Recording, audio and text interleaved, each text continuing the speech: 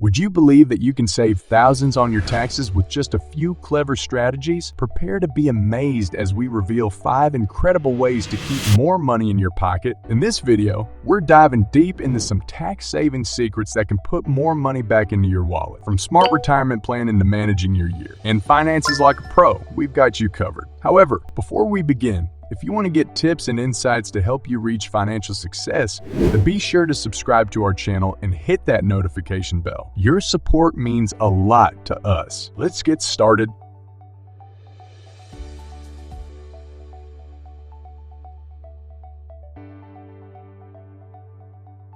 Number 1. Start saving for retirement. One of the smartest ways for people who earn a lot of money to pay less in taxes is to start and put money into retirement accounts. When you do this, you can subtract the amount you put into a retirement account from the money you have to pay in taxes, except for Roth IRA and Roth 401ks. What's even better is that you won't have to pay taxes on the money your investments make in these accounts until you take the money out. But if you take it out too early, before you turn 59 and a half, there's a 10% penalty. If you work for a company, it's a good idea to put as much money as you can into the retirement accounts they offer. If you're self-employed, it's essential to take charge of setting up your retirement savings. There are various retirement account options tailored to self-employed individuals. First, there's the traditional IRA, which is accessible to anyone. In 2019, you can contribute up to $6,000 and deduct the entire amount from your taxes, assuming neither you nor your spouse have another workplace retirement plan. Alternatively, the individual 401k is highly advantageous for most freelancers, enabling significant contribution. For 2019, you can contribute up to 20% of your self-employment income and an additional $19,000 as an elective deferral, with a maximum total contribution of $56,000. Lastly, the Simplified Employee Pension SEP IRA permits annual contributions of up to 20% of your self-employment profits, capped at $54,000 in 2019. These options provide self-employed individuals with valuable opportunities to save for their retirement. Number 2. Manage your year-end money flow. If you work for yourself, you probably use the regular calendar year as your tax year and follow a cash-based system for taxes. Cash-based means you count money as income only when you actually get it. Likewise, you deduct an expense in the year you pay it. This strategy allows you to plan your taxes wisely at the end of the year. To lower your taxes for the year, you should delay getting money and speed up paying expenses that you can deduct. You can delay getting money by not sending invoices to your clients until the next year. But keep in mind, you can't avoid paying taxes by simply not cashing a check until the next year. According to a legal rule called constructive receipt, you need to consider any money or property you can use without any restrictions during the year as income. So, a check counts as income when you receive it, not when you cash it. You can increase your deductible expenses for the year by buying things for your business before the year ends. However, you don't have to pay with cash by December 31st to get a deduction. You can use your credit card and still deduct the full amount. Number 3.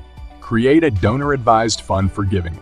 If you like to give to charity and want to get some good tax benefits, here's what you can do. When you donate money or stuff to a charity that's approved by the tax laws, you can write it off as an itemized deduction. You can even deduct up to 60% of your total income each year for the gifts you give. For folks with a lot of money, one smart way to give to charities is by setting up something called a donor-advised fund. Think of it as a special charity savings account. What's cool about it is you can put in money or things you want to donate now or in the future, and you can take the deduction right now. Starting a donor-advised fund is pretty easy. You can do it through a brokerage firm, a bank, or another place that handles these funds. When you start, you decide how much money or stuff you want to put in. Usually, they ask for at least $5,000 to begin, but some start at $25,000. You can deduct all the money you add to your fund in a particular year. However, you don't have to give all that money to a charity in that same year.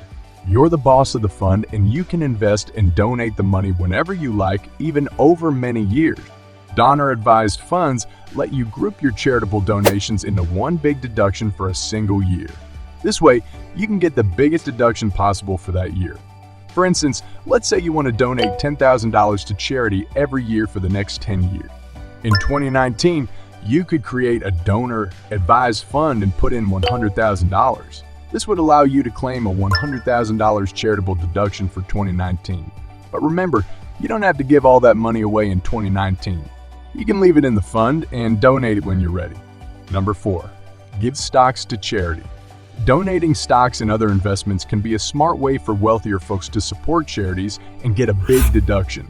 This includes not just regular stocks like Apple or Amazon, but also things like mutual funds, government bonds, corporate bonds, and even stocks in companies that aren't publicly traded. You can write off up to 30% of your total income each year for giving these types of investments. It's super simple to donate stocks and investments that are easy to sell, like those traded on stock markets or other public markets. The amount you can deduct is equal to the value of the stock or investment on the day you donate it. The tax rules are on the side of people who donate stocks they've held for a long time, more than 1 year, and that have gone up in value. The good news is donors don't have to pay extra taxes on the increased value of the stock. This can be a big tax advantage and a strong reason for people to give stocks to charities. Here's how it works. If you own a stock for over a year and it has increased in value, you can give that stock to a nonprofit organization. When you do this, you get a deduction for the stock's current worth, the higher value it has now, and you don't have to pay extra taxes on the profit you made from the stock going up in value. Before we reveal number 5, please subscribe to the channel and hit that like button if you've gotten any value so far. And to add more value to our valued viewers, please check the links in the description to get more information about taxes. Number 5, start a health savings account, HSA. If you're your own boss and handle your health insurance, think about opening a health savings account or HSA. It's like having a special savings account for medical stuff. When you're sick, it helps you pay for your health bills. And if you stay healthy, it gives you some great tax advantages. Here's how it works. You set up an HSA account with a bank or another money place. You also need to get a health insurance plan with a high deductible. These kinds of plans usually have lower monthly payments. HSA is awesome for your taxes for these 4 reasons. First, you can subtract the money you put into your HSA from your income when you do your taxes every year. But there's a limit to how much you can deduct. The money you earn in your HSA account doesn't get taxed. If you use the money to pay for medical things, you don't pay taxes on it. But if you use it for non-medical stuff, you'll owe taxes and extra charges. When you turn 65 or if you become disabled, you can take out money from your HSA for any reason without extra charges. If you use it for non-medical things, you only have to pay regular income taxes on the money. The money you add to your HSA stays with you forever. You don't have to put in a certain amount every year. You can even put in nothing if you want. If you have health insurance just for yourself, the most you can put in your HSA in 2019 is $3,500.